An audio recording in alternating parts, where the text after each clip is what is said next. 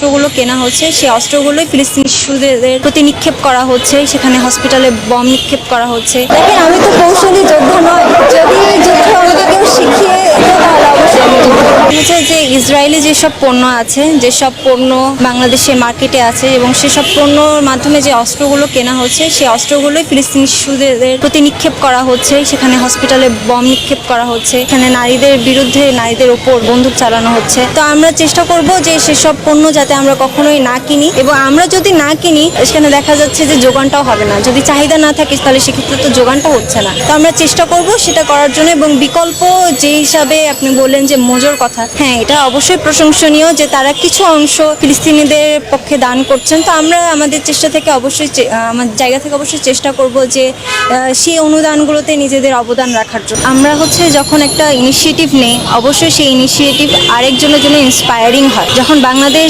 ছাত্রলীগ আজকে ঢাকা বিশ্ববিদ্যালয়ের পক্ষ থেকে যখন আমরা ফিলিস্তিনি পতাকা উত্তোলন করলাম এবং সারা দেশে যখন আমরা পতাকা উত্তোলন করলাম, একইভাবে আমাদের আশেপাশের দেশ বা বিভিন্ন নিউজ পোর্টালে যেসব দেশে এটা প্রচারিত হচ্ছে, অবশ্যই তারা এখান থেকে ইন্সপায়ার্ড হবে এবং সারা বিশ্ব একই সাথে একই সুরে তখন ফিলিস্তিনের জন্য জয়গান গাবে। আমার বার্তা সবার প্রতি একটাই থাকবে যে শুধুমাত্র সোশ্যাল মিডিয়ায় দেখে না দেখার ভান করে যাতে কেউ না চলে যায়। অবশ্যই সেখানে প্রতিবাদ জানানো উচিত। কেউ যদি ফিলিস্তিনিদের বিপক্ষে কথা বলে সেখানে অবশ্যই প্রতিবাদ জানানো উচিত, এবং যখনই ফিলিস্তিনিদের পক্ষে কোনো মিছিল হবে, আন্দোলন হবে, সেই সব জায়গায় নিজেদেরকে নিয়ে যাওয়া উচিত এবং সেখান থেকে প্রতিবাদ করা উচিত। এবং সেখানে যখন কোনো ফিনান্সিয়াল সাপোর্ট যাবে, অবশ্যই নিজেদের জায়গা থেকে সেখানে ফিনান্সিয়ালি তাদেরকে সাপোর্ট করা উচিত। যে আমরা নিজেদের জায়গা থেকে দুর্গ করে তুলবো, এবং সেটা হোক সামনাসামনি সোশ্যাল মিডিয়া বা যে কোনো জায়গায়।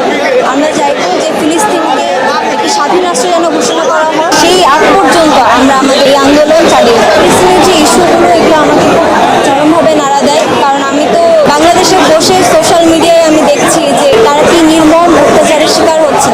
সেসব ছবি দেখেই আমার চোখে পানি বের হয়ে যাচ্ছে। তাহলে আমি চিন্তা করি যে সেই জায়গায় যে মানুষগুলো অবস্থান করছে তাদের প্রতিদিন কীরকম যায়, এটা চিন্তা করে আসলে আমার অনেক কষ্ট হয়। যতটুকু আমি পারি, আমি যদি যে ধরনের স্কোপ পাই, যেরকম আজকে ইনফ্লুয়েন্স স্কোপ পেয়েছি, আমি ধন্যবাদ ছাত্রলীগকে, এবং এখানে আজকে আমি এসেছি, তাদের প্রতি আমি একটা প্রোটেস্ট করতে পারছি। সোশ্যাল মিডিয়ায় আমি তাদেরকে নিয়ে লিখবো, বলবো, ঠিক নিজ জায়গা থেকে বিভিন্ন যারা অর্গানাইজেশন আছে যারা ফান্ডিং করে ফিলিস্তিনিদের জন্য জিনিস কেনার জন্য, তো আমি তাদেরকে চেষ্টা করবো যে ফিনান্সিয়াল ভাবে তাদেরকে সাপোর্ট করা। দেখেন, আমি তো কৌশলী যোদ্ধা নয়, যদি যুদ্ধ আমাকে কেউ শিখিয়ে দিত তাহলে অবশ্যই সে জায়গায় যেয়ে আমি যুদ্ধ করব।